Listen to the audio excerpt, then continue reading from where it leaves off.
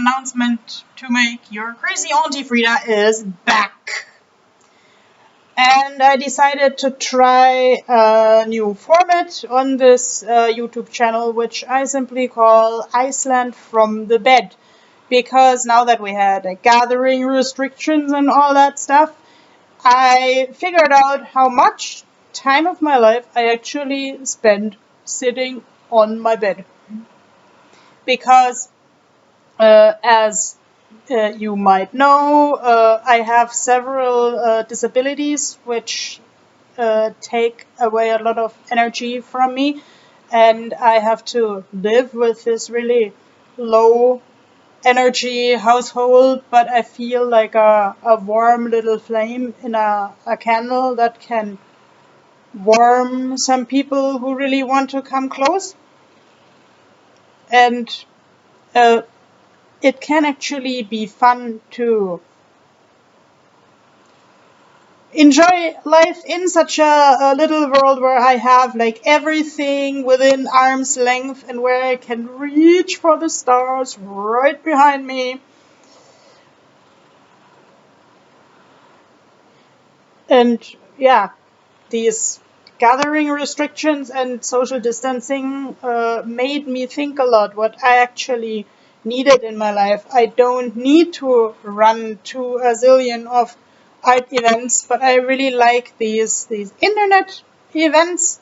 And I've seen some articles on the web that some other people with disabilities also really liked that, because then they didn't have to think if they could get into a venue with a wheelchair. I actually delivered a small speech on my children's book project on the internet, and there were not so many people documented as watching, but those who were really interested, they stayed.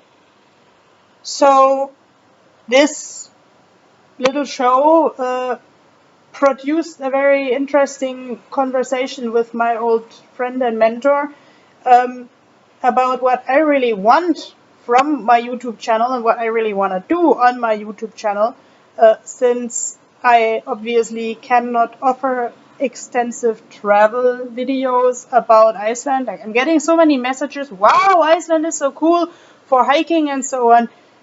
But the other day when I hiked on this lava hill that used to be a part of Vestmannaeyjabær, like the small city on Heimaey Island, I tried to film something and I got a spasm in my feet, like in the moment I started filming, and like even now when I think of it, my feet turn inside and like they look like ugly little pink cucumbers. No. I might make a video about my view of the Westman Islands in paintings later. But okay, obviously I can't make like these lost place videos, I can't make travel videos, but I can tell stories in paintings. And I told my friend, True and Loving, that I wanted my YouTube videos to be like a coffee chat with you guys. My friend asked really seriously, okay, who do you want to show up for this coffee chat? And I said, well, mostly the people in the internet forums who do mail art and pen paling, artists, and also some people who really want to exchange life experience stories and life hacks with medical conditions that make them live with lower energy. So I hope you will enjoy the slightly new shape of Auntie Frida's coffee chat. And yeah, I was actually glad to get a request from a pen pal group. People wanted to learn how to paint a cat. And so I took the archives of my smartphone and I found a cat that has a lot of hair and that tends to lay on my writing stuff when I'm visiting a friend who owns this cat. I think the cat wants attention. If any like behavioral biologist can tell me any more precisely why cats like laying on letters, that's more than welcome. But now let's paint the cat. I like hairy cats better than like smooth cats because they give a more interesting structure to paint. Like, and even if I have the stuff at arm's length, it's really hard to find enough stuff. So, okay, I need a sturdy paper. I need coffee in my nice tiger cup.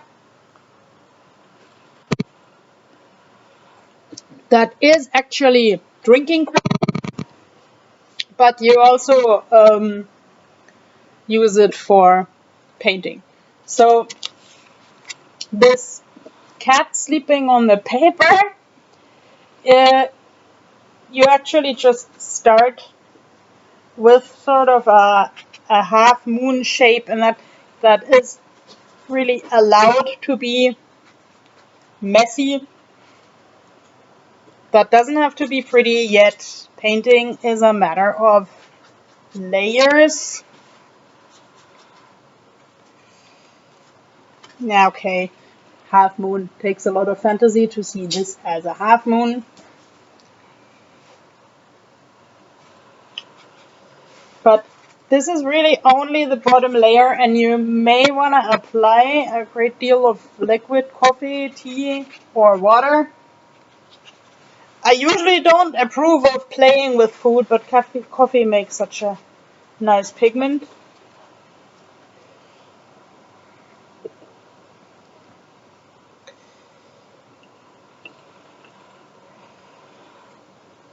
And then you take the lightest color, like, okay, whatever you want white stays white. That's a classical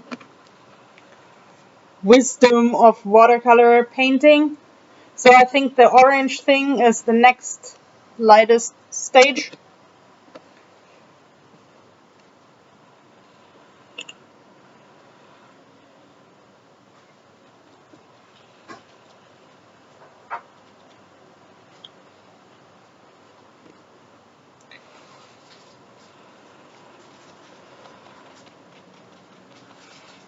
This cat has sort of a mane like a lion. Dip, dip, dip, dip. That is a Norwegian forest cat, by the way, very popular in Iceland.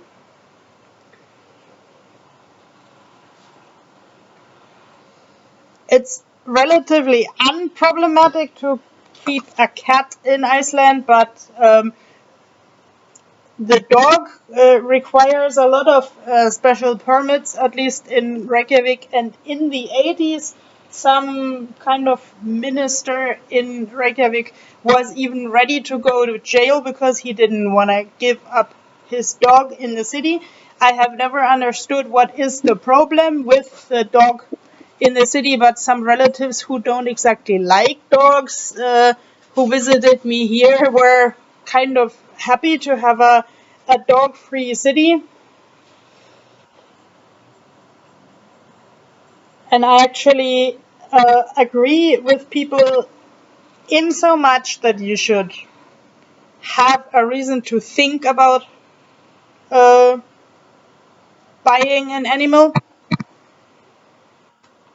So I'm okay with a dog permit. I don't have a dog, but maybe in the future, in some very distant future where I have more space and more people to assist me with a dog, who knows? Uh,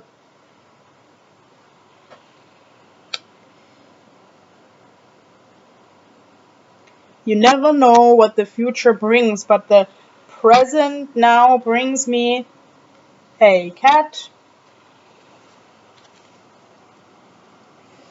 Looks a bit like a sheep, but as I told you, anything goes in painting. And here like at the bums I have some like wet droplets, so I can use that for the tail, because like when you paint the wet paint in the moisture, that gives a nicer pattern. It could be that I'm not getting the cat done because I can only film up to 15 minutes, so we will have a cat part 2 possibly, because the cat wants to develop.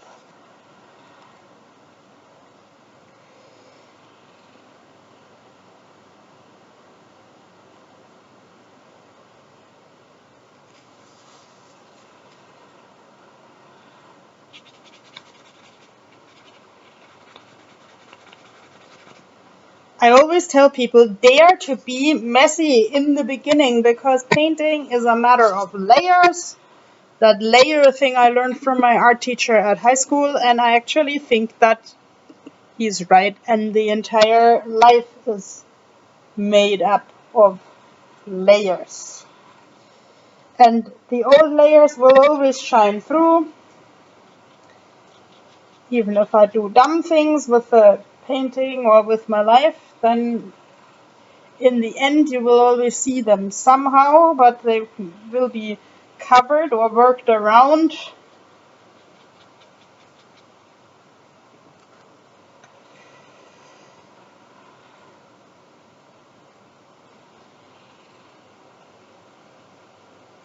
can also spread the paint a little bit when you're done doing contours like this.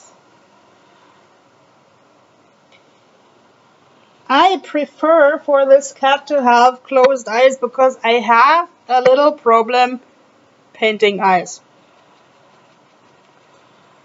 So the closed eyes will be a very like easy swing.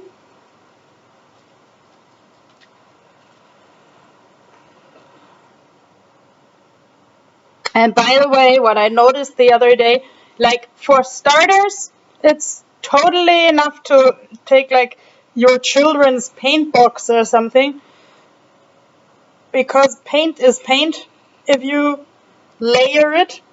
But then as your technique and maybe your wishes become somewhat more advanced, you might want to invest into a little bit more expensive brand of watercolors,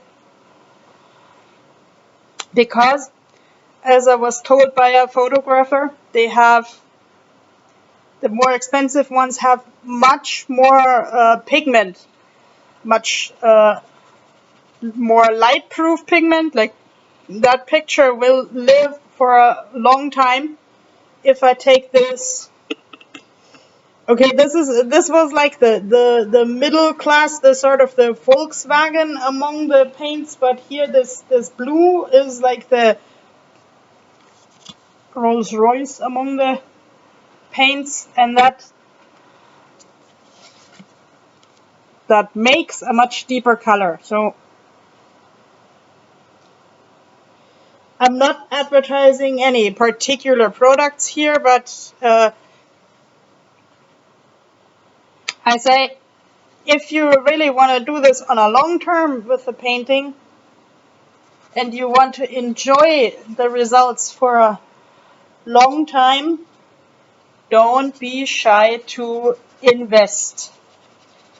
And now the kitty needs a little bit of a break and dream on, and maybe I'll just finish it tomorrow. Sometimes I need to let a painting rest, and I need a rest again too, so I'll see you again tomorrow. Bye bye.